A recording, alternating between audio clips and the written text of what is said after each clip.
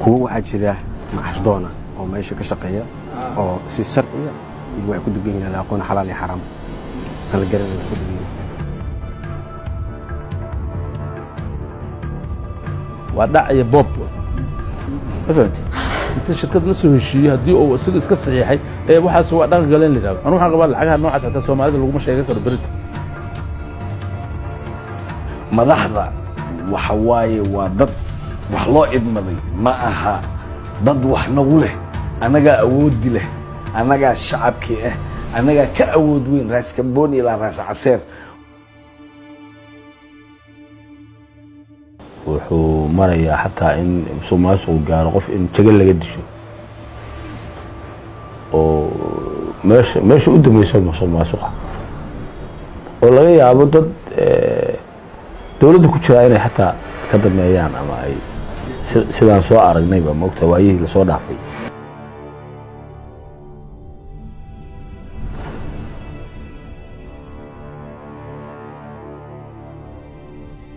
danta shakhsiga oo laga hormariyay dan qaran qalin ummadeed oo loogu adeegay cid gaar ah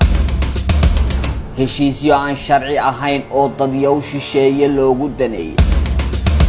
kuraasta qaranka oo looga faa'iidaystay dana dhaqaale iyo sadbursi kooxeed qandaraasyada adeega dawladda oo loo miisay casaabad iyo saaxiibo gaar gelista heshiisyo aan xalaal ahayn oo Soomaaliya madaxa loogu geliyay dayn xad dhaaf oo haatan ligliga loo haysto maxaad ka taqaan waxa loogu yeero baayac mushtarka siyaasadda siyaasiyiintu waa dadka ugu badan ee muddo kooban kaga mid noqda maalqabeennada ka mid ahaanshaha nidaamka dawladeed iyo xilalkuna waa fursadda tijaarada lagu helo tan ayaa ah midda baaristu khusayso عديما عد أو مسقما سقيا برنامج كقداوة دون sidoo kale liiska shakhsiyaad dalka madaxdiisa haatan iyo horeba soo aha kuwa haatan xasaanad ummadeed huwan qaar shacabku u haysto inaan dalka cid iga la xijaclo badnayn ayaa aad Baadi-Goob wajiyadooda dhabta ah ku daawan doonta baaristu waxay nala gashay inaan iridaha guryahooda ku garaacno mas'uuliyiinta xogaha musuqmaasuqa la xidhiidhaan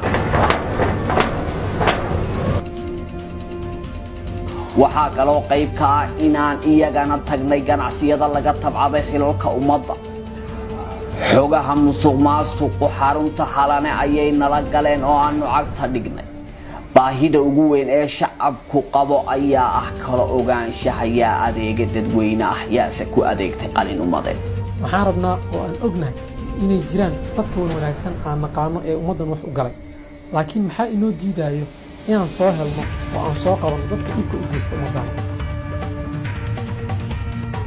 حتى قارا هوينكودا iyo maar xaasaskooda ay shareholders maar ay ka dhigeen dhibaatada dadka geystay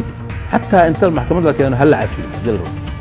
laakiin horta ay qirtaan dambiyada ay qirtaan Baadi-Goob doorkan wuxuu gacanta gelin doonaa siraha musuqmaasuq ee ku duuban xeebihii banaad caasimada looga taliyo dalka Soomaaliya ee Muqdisho